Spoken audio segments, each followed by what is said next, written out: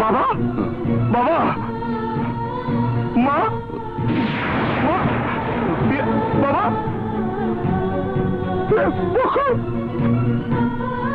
বকুল, বকুল, বকুল, বকুল, বকুল কথা বল। Doctor, doctor, আমার বকুল, আমার মা, বাবা, ডাক্তার, ডাক্তার, বকুল কথা বলছে না। ডাক্তার, আমার মা কথা বলছে না কেন? আমার বকুল, আমার বাবা।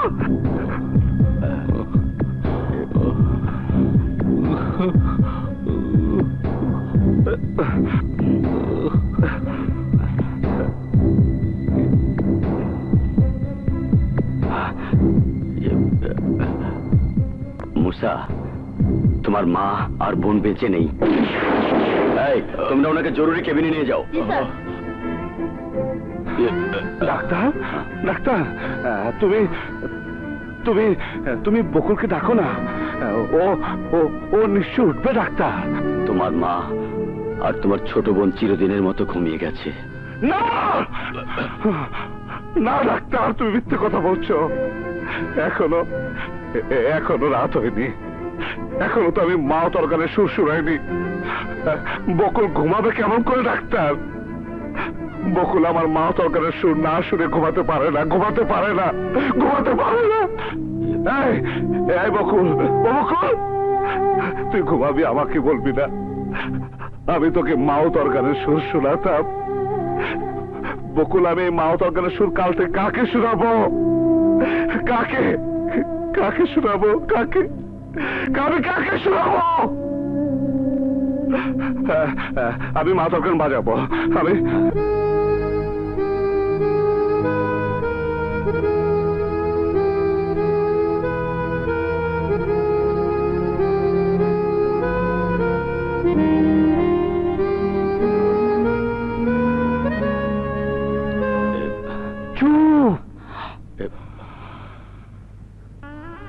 বকুল, এই মা তরকারের সুর আমি কাল থেকে কাকে শোনাবো?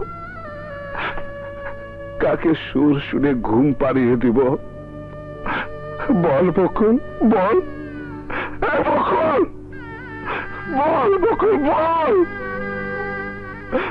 বকুল, তোকে যে মেরেছে, মাকে যে মেরেছে, আমি আমি ওদেরকে ছাড়বো না, খুন করে ফেলবো, খুন।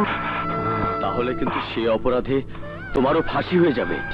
আমার ফাঁসি, আমার ফাঁসি হোক আর যাই হোক, আমি খুন করবই। তোমার বাবার কথা ভাবো। তুমি অপরাধী হয়ে গেলে ওই মানুষটাকে দেখবে কি? তাই বলছি, আইন নিজের হাতে তুলে না নিয়ে অন্তত একবার চেষ্টা করে দেখো। থানাতে যাও। থানাতে এসে তুমি ঠিক কাজটাই করেছো মুসা। আব্বাস আর দিদার খান যদি তোমার মা আর ছোট বোনকে খুন করেই থাকে, তাহলে অবশ্যই শাস্তি হবে। কিন্তু ওরা কেন খুন করবে? ওরা ওরা আমার বোনের ইজ্জত কেড়ে নিয়েছে, আর এই অপরাধ ঢাকার জন্যে ওরা আমার মা বোনকে খুন করেছে। তাহলে তো আসামিদের গ্রেফতার করার জন্য ডাক্তারের রিপোর্ট লাগবে। ডাক্তারের মিথ্যে রিপোর্ট দেখিয়ে আইনের হাত থেকে খুনিদের বাঁচাবার জন্য তোমরা আমাকে কিনতে এসেছো। 20 লাখ ঘুষ দিয়ে মানুষ কেনার অভ্যাসটা নতুন না পুরাতন? তোমরা তো জানো বোনটা মুসার, আর মুসার মা বোন মানে এই এলাকার সমস্ত মানুষের মা বোন। এত কথা বলতে হবে না।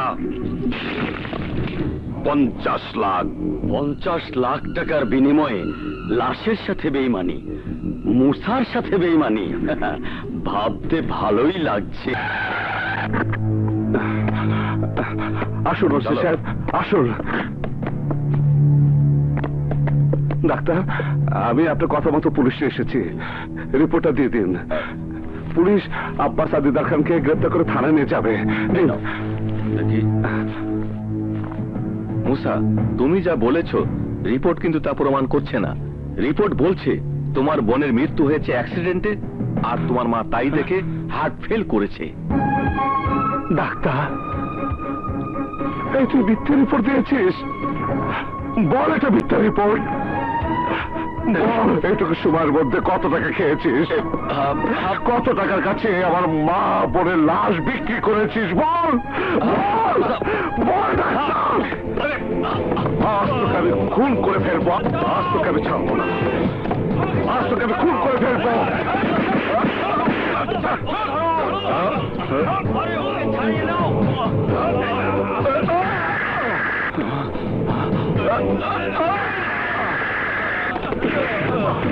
কুত্তার বাচ্চা,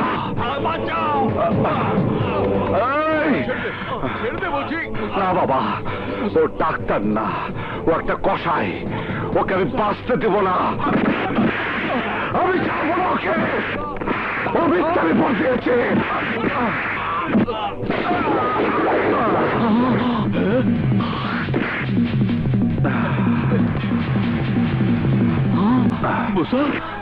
তুই কি করলি মুসা?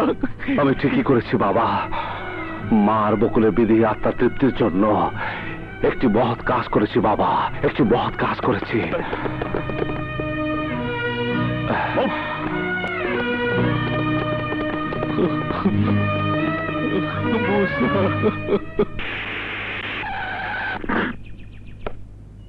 এসো, চলো এসো। মুসা, আমাকে কিন্তু ওই ডাক্তারের মতো ঘুষখোর মনে করো না। আব্বাস খান আর দিদার খান তোমার মা বোনকে খুন করেছে। ওরা আমাকেও প্রচুর টাকা দিতে চেয়েছিল তোমাকে মেরে ফেলার জন্য, আর আমি চেয়েছি তুমি নিজের হাতে তোমার মা আর বোনের খুনিদের উপর খুনের প্রতিশোধ নাও। সেই জন্যই তোমার বেঁচে থাকা প্রয়োজন, আর সেই সুযোগটা আমি তোমাকে দিতে চাই। যাও, এখান থেকে চলে যাও, প্রতিশোধ নাও মুসা, প্রতিশোধ। প্রমাণ করো তুমি এক বোনের ভাই, মায়ের সন্তান। আব্বাস,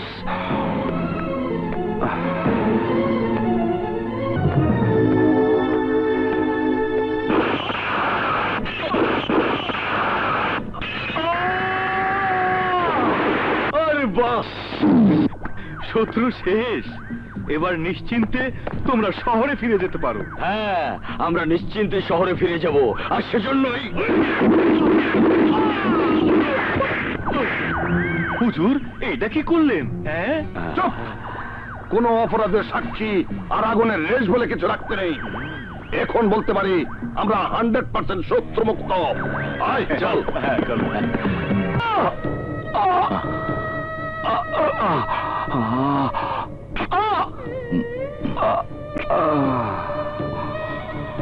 মুসা, ওই দুশ্মনরা তোকে, আমাকে, কাউকে বাঁচতে দেবে না। আমি তোকেও আর হারাতে চাই না। তাই বলছিলাম কি, চল আমরা কালই তোর ভাই মামুনের কাছে শহরে চলে যাই। না বাবা, তোমার আদর্শ করা মুসা কখনো দুশ্মনের ভয়ে পালাতে পারে না, বরং দুশ্মনের মুসার ভয়ে পালিয়ে বেড়ায়। আমি ওদেরকে শেষ না করে কোথাও যাব না বাবা, কোথাও যাব না। বাবা, আমার একটা কথা শোন, দয়া করে তুই তোর এই বেশভূষার পরিবর্তন কর। অন্তত আমার চিকিৎসার জন্য হলেও তোকে শহরে যেতে হবে। আমার হার্টের ব্যথাটা আবারও বেড়েছে। সময় মতো চিকিৎসা না হলে আমি হয়তো আর বাঁচবো না রে মুসা, আর বাঁচবো না। না বাবা না, তোমাকে বাঁচতেই হবে। ঠিক আছে, কালই আমরা